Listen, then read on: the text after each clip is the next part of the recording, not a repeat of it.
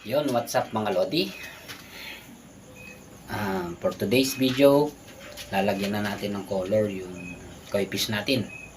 So, ang ilalagay natin with red, combinations of red, black, and then white color. So, yan yung naging decision natin to put the color of these two koi fish. Subaybayan nyo kung yung process ng paggawa natin ng koi fish natin mga Lodi. So gagawa natin siya ng kulay. Umpisa na natin. Yon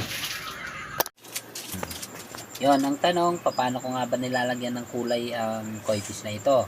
Ang sagot, kailangan nyo munang malaman kung anong kulay, color combination ang gusto nyo gawin. So pwedeng 2 color combination, 2, 3, or 4 color combination. Pag naisip nyo na yung combination ng color na ilalagay ninyo, mag-isip kayo ng design ng koi fish ninyo. Pwedeng patig, pwedeng polka dots, pwedeng may lining, pwedeng plain, pwedeng pwede lahat ng gusto ninyo na nasa isip ninyo. So, kayong mag-iisip ng mga bagay na gagawin ninyo at kulay na palalabasin nyo sa koi fish ninyo. Yun mga lods. Ang mga lods, kailangan natin ng tiyaga para mapalabas natin ang kulay na gusto natin. Or ang beauty, or ang ganda ng gusto natin. Kailangan natin ng tiyaga mga lods. Sa paglagay ng kulay, mahalaga ang design. Kasi yan yung proseso. Pag nagawa mo na yung design na gusto mo, yan yung process na susundin mo.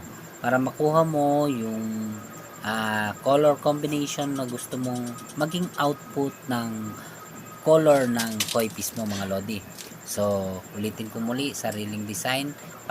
Palabasin na natin yung malikhaing pag-iisip natin tungkol sa bagay na yan.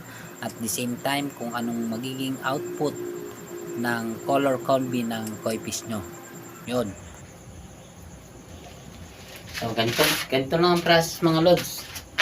So, very simple yung process. Hanggang sa matapos natin yung kabuuan ng koi fish natin. Koi fish coloring. Dito mga Lodi, mahalaga talaga ang design at ang layout para makita natin yung output ng koi fish coloring na ginagawa natin. So napakahalaga ng design layout para sa output. So yan. At dito nga mga Lodi, unti-unti nyo nang nakikita kung ano yung design na ginawa natin at kung ano yung color na nilagay natin.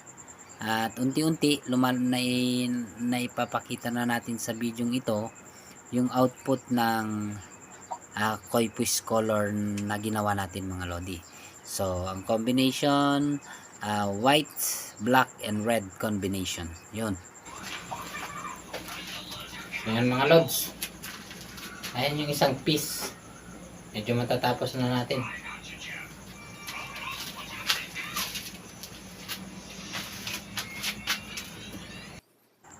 At kung gusto nyo pang dagdagan ng kulay o pagandahin pa, balikan nyo lang yung art ninyo. Kasi nasa inyong desisyon mga Lods. Kayo ang boss. Yan. Red, white, and black combination. Maganda ba mga Lodi? Just comment down below pag nagustuhan ninyo yung wall art natin. And if you have any concern, questions, and clarifications while doing this one, just comment down below on the comment section para meron tayong mapag-usapan mga Lods.